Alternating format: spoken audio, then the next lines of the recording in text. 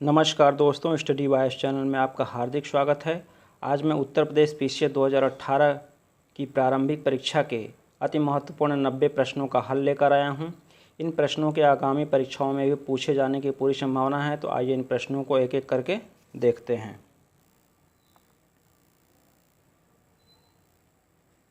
पहला प्रश्न है कि किस स्थान से मध्य पाषाण काल के पशुपालन के साक्ष्य मिले हैं। तो ये मिला है बागोर से, और बागोर स्थित है राजस्थान में। इसके साथ ही मध्य प्रदेश के आदमगढ़ से भी पशुपालन के साक्ष्य मिले हैं। दूसरा प्रश्न है कि मध्यकाल में चकला क्या था। तो चकला सूबा और परगना के बीच की क्षेत्रीय इकाई थी, लेकिन यह सरकार के समानार्थी नहीं था। तीसरा प्रश्न है कि सिंधु सभ्यता के कौन से दो केंद्र उत्तर प्रदेश में स्थित हैं। तो वो स्थित है आलमगीरपुर तथा हुलास।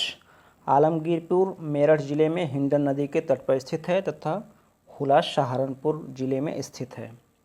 चौथा प्रश्न है कि किसने कांग्रेस को अत्यधिक अल्पसंख्यक लोगों की प्रतिनिधि संस्था कहा था। तो ये कहा था लॉर्ड डफरिन ने। और वायसराय लॉर्ड डफरिन का कार्यकाल 1884 से लेकर 1888 तक था, और इन्हीं के शासनकाल में 1885 में कांग्रेस की स्थापना हुई थी।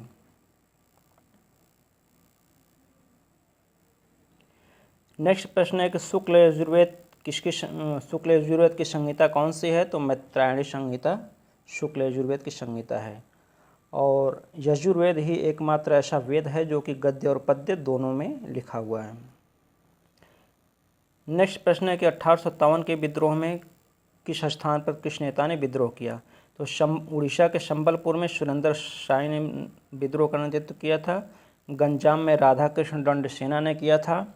लखनऊ में बेगम हजरत महल ने विद्रोह का नेतृत्व किया था, जबकि कश्मीर में गुलाब सिंह ने विद्रोह का नेतृत्व किया था। नेक्स्ट है घटनाओं का कालक्रम सजाना था। तो ये विभिन्न शिक्षा आयोगों से और शिक्षा सुधारों से संबंधित है। तो उड का घोषणा पत्र आया था 1854 में। हंटर आयोग आया था 1882 में। सैडलर शिक्षा आयोग बना था 1917 में, और सार्जेंट आयोग 1944 में। आठवां प्रश्न है कि हाथी गुम्फा अभिलेख में किस शासक का उल्लेख है। तो ये उल्लेख है खारवेल का। खारवेल कलिंग या उड़ीसा का शासक था।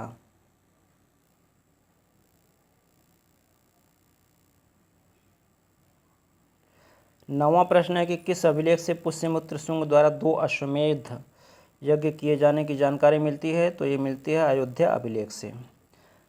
नौवां प्रश्न में मंदिरों को कालक्रम के हिसाब से सजाना था। तो सबसे पहले बने सप्त पैगोडा मंदिर, उसके बाद महाबलीपुरम तटीय मंदिर, फिर बृहदेश्वर मंदिर, फिर गंगा कोंडचोलपुरम मंदिर। 11वां कि भारत पर तुर्की आक्रमण सफल हुए थे, क्यों। इसका कारण ये था कि उत्तर भारत में राजनीतिक एकता नहीं थी तथा विभिन्न जो राज्य थे छोटे छोटे, वो आपसी प्रतिस्पर्धा की वजह से लड़ते रहते थे, जिससे कमज़ोर स्थिति बनी हुई थी। 12वां प्रश्न है कि देवगिरी के शासक कौन थे। तो शंकरदेव थे। होयसल के वीर बल्लाल थे। मदुरा के वीर पांड्य थे, और वारंगल के रुद्रदेव थे।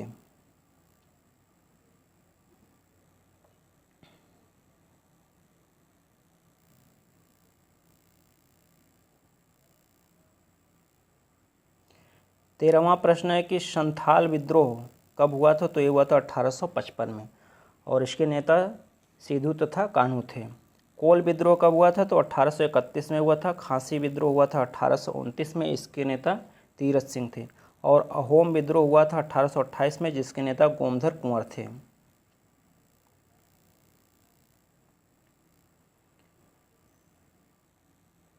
चौदहवां प्रश्न है कि दिल्ली में पुराने किला के सामने खैरुल मंजिल नामक मस्जिद का निर्माण किसने कराया था। तो ये कराया था माहम अनगा ने, और माहम अनगा अकबर की धाय माँ थी।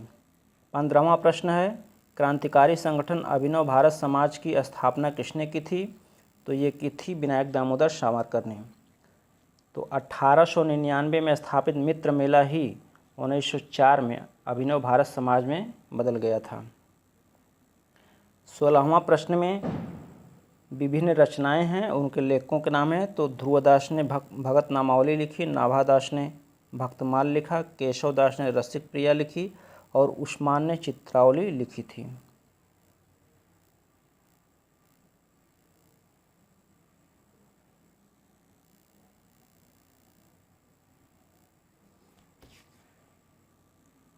17वां प्रश्न है कि प्राचीन काल में विदेशी व्यापार से संबंधित संस्था कौन थी, तो वो थी नाना देशी। नेक्स्ट है विभिन्न स्थापत्य कला और वो किस राज्य में स्थित है, तो अदीना मस्जिद पश्चिम बंगाल में स्थित है, लाल दरवाज़ा मस्जिद जौनपुर में स्थित है, तीन दरवाज़ा मस्जिद अहमदाबाद में स्थित है और दाखिल दरवाज़ा गौड़ में स्थित है। 19वां प्रश्न है कि सुरक्षा के लिए मराठों के राजस्व के दावे को किस नाम से जाना जाता था, तो ये जाना जाता था चौथ से, और चौथ भूमि उपज का कृषि उपज का चौथाई होता था। इसी के साथ मराठों द्वारा एक और कर लिया जाता था सरदेशमुखी, और वो 1/10वां हिस्सा होता था कृषि उपज का।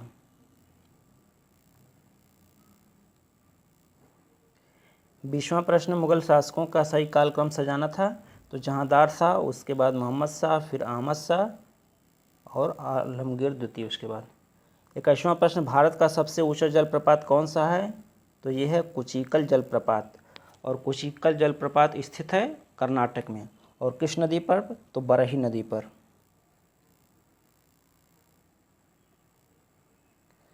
22वां प्रश्न सड़कों की लंबाई की दृष्टि से भारत में प्रथम स्थान पर कौन राज्य है, तो ये राज्य है महाराष्ट्र। नेक्स्ट वनस्पति जलवायु का सही सूचक है किसने कहा था, तो ये कहा था थारनाथवेट ने। 24वां प्रश्न है वैश्विक गांव की संकल्पना का संबंध किससे है, तो इसका संबंध परिवहन एवं संचार के विकास से है। 25वां प्रश्न थार मरुस्थल किसका विस्तार है, तो ये प्लिस्टोसीन एवं अभिनव जमाव का विस्तार है।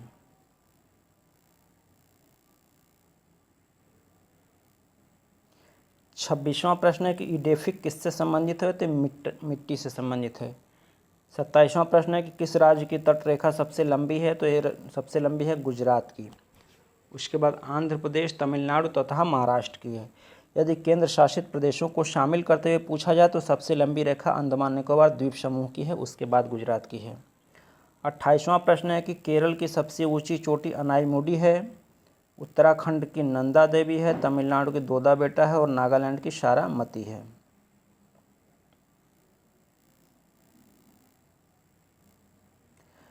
उनतीसवां प्रश्न है कि काली मिट्टी को रेगुड़ कहते हैं, और काली मिट्टी अनिवार्य रूप से एक परिपक्व मिट्टी होती है, ये भी सही था। इसमें आर्द्रता धारण करने की क्षमता अधिक होती है, ये सही है ये भी। 30वां प्रश्न है कि कौन देश आयोडीन का सर्वाधिक उत्पादन करता है, तो ये करता है चिली। चिली की राजधानी सैंटियागो है और दक्षिण अमेरिका महाद्वीप का एक देश है। यहाँ पर तांबा बहुत ज़्यादा उत्पादित पाया जाता है तथा चिली नाइट्रेट के उत्पादन में भी नंबर 1 है।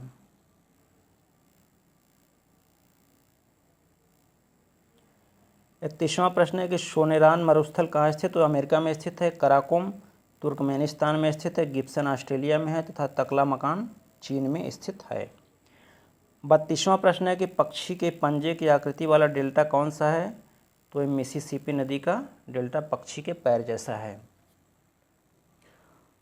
और मिसिसिपी नदी अमेरिका की सबसे लंबी नदी मिसौरी की सहायक नदी है।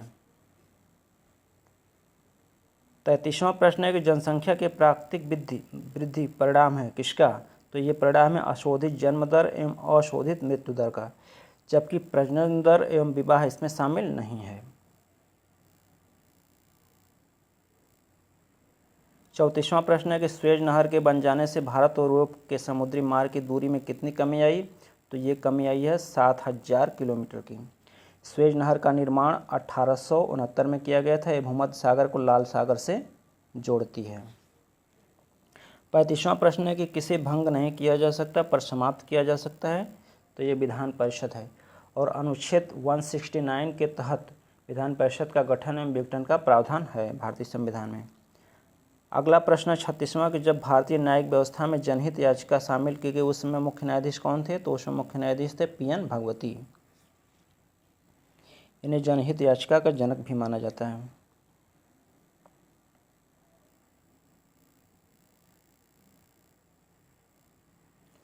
सैंतीसवां प्रश्न है कि कौन राज्यसभा का अनन्य अधिकार है, तो ये अनन्य अधिकार है नई अखिल भारतीय सेवा के सृजन की संस्तुति करना, और यह अनुच्छेद 312 में इसका प्रावधान है।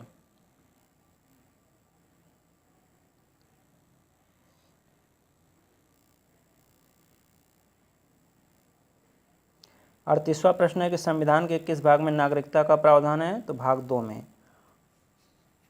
इसका प्रावधान है। 39वां प्रश्न है कि संविधान की प्रस्तावना में 3 प्रकार के न्याय का उल्लेख है, 5 प्रकार की स्वतंत्रता, 2 प्रकार की समानता तथा 1 बार भ्रातृत्व का उल्लेख है। 40वां प्रश्न है संविधान सभा की अंतिम बैठक किस तिथि को हुई? तो वो हुई थी 24 जनवरी 1950 को।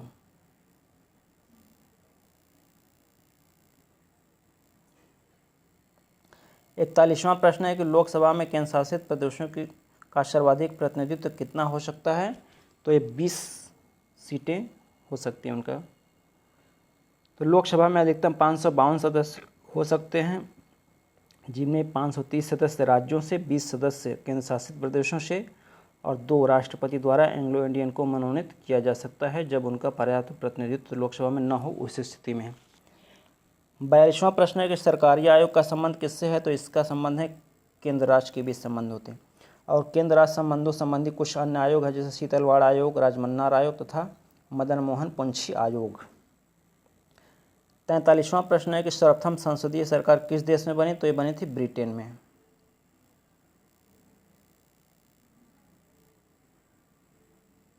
चौवालीसवां प्रश्न है नीति निर्देशक तत्वों को समाजवादी, गांधीवादी, उदार बौद्धिकतावादी में विभाजित किया जा सकता है।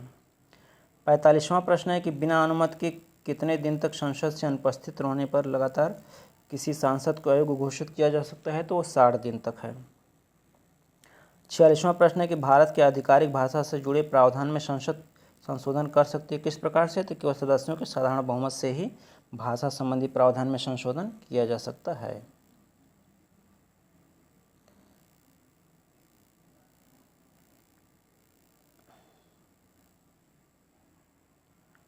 अगला प्रश्न है कि ग्राम पंचायत कौन सा कर लगाती है? तो ये कर लगाती है स्थानीय मेलों पर कर। 48वां कि लॉरेंज वक्र से क्या मापा जाता है? तो इससे मापा जाता है आय की विषमता। 49वां है कि भारत में प्रत्यक्ष कर कोड किससे संबंधित है?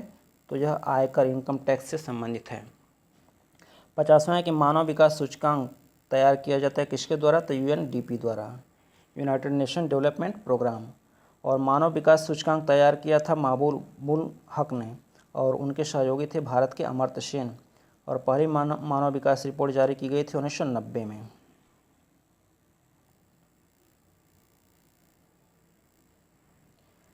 क्वेश्चन है कि नगरीय क्षेत्रों में बीपीएल परिवारों की पहचान के लिए कौन सी समिति बनी थी? तो बनी थी हाशिम समिति।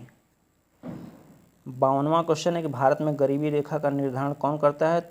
तो ये करता है नीति आयोग द्वारा और नीति आयोग का गठन 1 जनवरी 2015 को किया गया था। इसने योजना आयोग का स्थान लिया है और नीति आयोग के पहले उपाध्यक्ष अरविंद पनगड़िया थे, वर्तमान में राजीव कुमार हैं और नीति आयोग के अध्यक्ष होते हैं भारत के प्रधानमंत्री। 53वां क्वेश्चन है कि किस पंचवर्षीय योजना का उद्देश्य संपोषणी विकास था? तो यह था 12वें पंचवर्षीय योजना का। 54वां क्वेश्चन है कि पत्तों के सरसराहट कितने डेसिबल की होती है? तो होती है 20 डेसिबल और विश्व स्वास्थ्य संगठन WHO द्वारा 45 डेसिबल की ध्वनि को मानव के लिए सबसे अनुकूल ध्वनि स्वीकार किया गया है। 55वां है कि धान के खेत तथा दीमक के बाम्बी से क्या निकलती है? तो मीथेन गैस निकलती है और मीथेन ग्रीन हाउस गैस है। 56वां प्रश्न है कि विल्हेम रोन्टेजन ने किसका आविष्कार किया था? ये किया था एक्सरे मशीन का।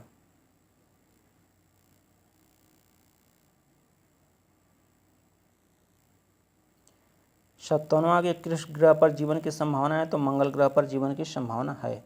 मंगल ग्रह को लाल ग्रह कहते हैं। 58वां है कि डीएनए की डबल हेलिक्स यानी द्विकुंडली मॉडल किसने बनाया था? तो ये बनाया था वाटसन और क्रिक ने।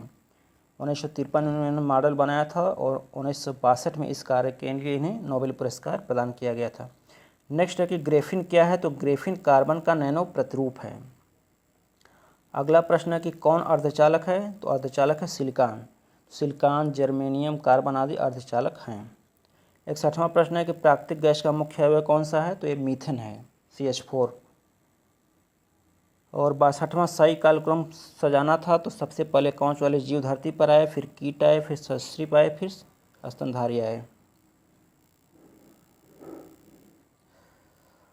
और 63 नंबर का प्रश्न है कि रेशम, शहद, लाख ये सभी कीट से प्राप्त होते हैं, लेकिन मोती कीट से प्राप्त नहीं होता। 64वां प्रश्न है रेनेटिंग का संबंध पनीर से है, जैव तकनीकी से संबंधित है प्लाज्मिड, गोल्डन चावल में विटामिन ए पाया जाता है, और ओजोन परत समतापमंडल स्ट्रेटोस्फीयर में पाई जाती है। ये सूर्य से आने वाली पराबैंगनी किरणों को रोककर पृथ्वी पर मानव जीवन की रक्षा करती है, और यदि पराबैंगनी किरणें धरती पर आती तो इससे त्वचा कैंसर, मोतियाबिंद और कई प्रकार की बीमारियां होती।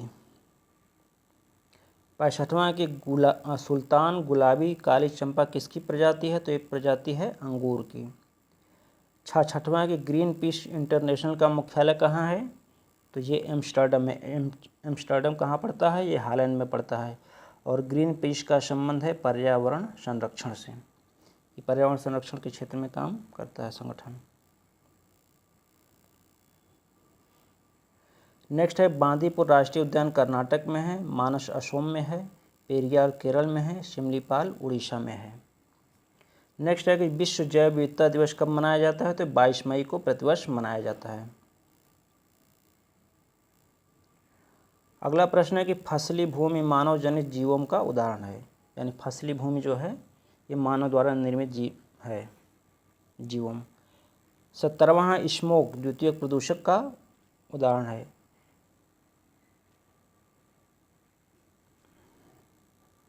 71वां कि जैवमंडल आगार, राष्ट्रीय उद्यान, पवित्र उपवन ये स्वस्थानीय संरक्षण का उदाहरण है, यानी जिस स्थान पर रहते हैं वहीं पर इनका संरक्षण किया जाता है।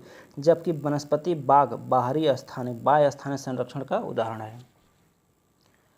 72वां क्वेश्चन है कि भारत का प्रथम national centre for marine biodiversity किस शहर में है, तो स्थित है जामनगर में।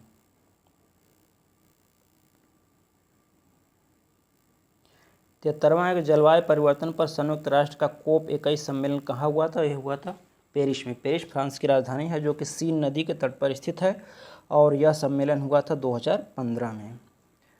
74वां है कि सूर्य के प्रकाश के पराबैंगनी विकिरण से क्या पैदा होता है, तो ये ओजोन बनती है।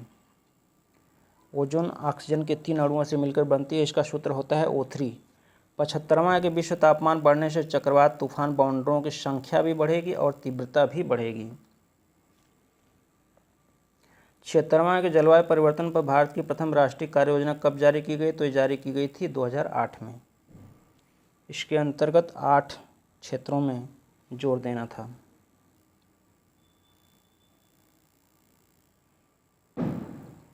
नेक्स्ट है कि दशीग्राम राष्ट्रीय उद्यान में कौन हिरण प्रजाति पाई जाती है, तो ये होता है हंगुल कश्मीरी स्टैग जिसे कहते हैं।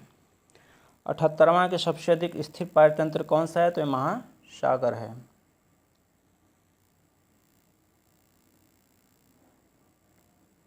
79 है कि इंसिनरेटर्स किस लिए प्रयोग किया जाता है, तो एक कूड़ा कचरा जलाने के लिए प्रयोग किया जाता है। नेक्स्ट है कि गिद्ध के विलुप्त होने के कारण कौन सी दवा है जो पशुओं के दर्द निवारक के रूप में इस्तेमाल की जाती है, तो उसका नाम है डिक्लोफेनिल। 81 ABC इंडेक्स किससे संबंधित है, तो स्वास्थ्य से। 82 प्रति व्यक्ति गाय का औसत दुग्ध उत्पादन किस देश में सर्वाधिक है, तो डेनमार्क में। डेनमार्क की राजधानी कोपेनहेगन में, यह एक यूरोपीय देश है, स्कैंडिनेवियाई।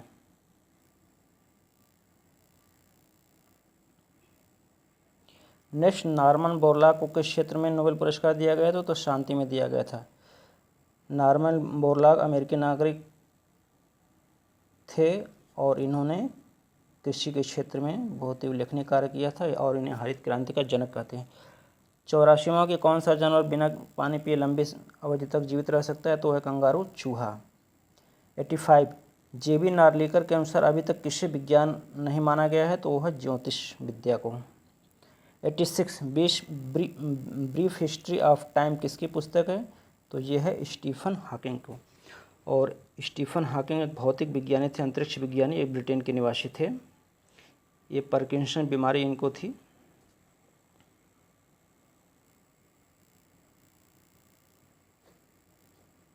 नेक्स्ट अशोक चंद्रा द्वारा भारत में आर्थिक मंत्रिमंडल कैसे कहा गया, तो कहा गया योजना आयोग को। और जिसका वर्तमान में अस्तित्व नहीं है इसका स्थान नीति आयोग ने ले लिया है। नेक्स्ट, आइंस्टीन को नोबेल पुरस्कार किस काम के लिए दिया गया? तो ये दिया गया था प्रकाश विद्युत प्रभाव संबंधित सिद्धांत के लिए, और इन्होंने ये 1905 में किया था और इस कार्य के लिए इन्हें 1921 में नोबेल प्राइज़ मिला था। 89 प्रश्न है कि धुआं से आँखों को प्रभावित करने वाला कौन सा शक्तिशाली उत्तेजक है? तो यह पैराक्सी एसिटाइल नाइट्रेट यानी पैन। अंतिम प्रश्न है 90, द एक्सीडेंटल प्राइम मिनिस्टर पुस्तक के लेखक कौन है? तो संजय बारू हैं। तो दोस्तों, ये पीछे 2018 की परीक्षा में आए प्रश्नों में से अति महत्वपूर्ण प्रश्न छांट के मैं लाया था, और वीडियो देखने के बाद यदि अच्छे लगे हों प्रश्न ये, तो लाइक करना मत भूलिएगा। साथ ही जो लोग तैयारी कर रहे हों प्रतियोगी परीक्षाओं को, उनको भी शेयर करना मत भूलिएगा। और अभी तक आप यदि मेरे चैनल को सब्सक्राइब नहीं किए हैं तो मेरा आपसे रिक्वेस्ट है कि चैनल को सब्सक्राइब करना न भूलिएगा। वीडियो देखने के लिए आप लोगों का बहुत बहुत धन्यवाद।